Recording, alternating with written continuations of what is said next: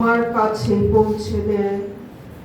এই খামটি খুলতে আমার ভয় হয়, কারণ আমি জানি ভেতরে কি আছে, বেদনার গন্ধ আর বিষাদের রং। তবু রোজ আমি সেই খামটা খুলি এক অদ্ভুত নেশায়। ভেতরে আছে এক গুচ্ছ চিঠি, সেগুলো আমারই লেখা, আমারই স্মৃতির হাত ধরে। চিঠিগুলো হয়তো কোনোদিন কারো কাছে পৌঁছয়নি, কিন্তু তারা আমার কাছেই থেকে গেছে। প্রতিটি চিঠি একটি সম্পর্কের গল্প। একসময় যারা ছিল হাসি মুখে, আজ তারা নিছক এক নাম।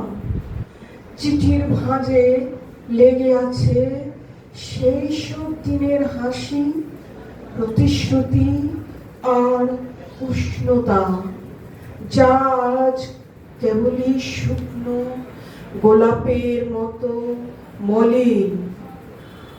আমি সেই চিঠিগুলো পড়ি, বারবার পড়ি। প্রতিটি শব্দ, প্রতিটি বাক্য যেন একটি পুরনো কণ্ঠস্বর। ভালো আছো? পৌঁছে জানিও, খুব শিগগিরই দেখা হবে। এই কথাগুলো আজ শুধু প্রতিধ্বনি হয়ে কানে বাজে। তারা আর ফিরে আসে না, নূতন করে কোনো চিঠিও লেখে না। আমি একা বসে সেই চিঠিগুলো পড়ি। এই চিঠিগুলো আসলে এক অনন্ত অপেক্ষা। এদের কোনো উত্তর নেই, কোনো আশা নেই। এই একাকিত্বই আমার শেষ আশ্রয়।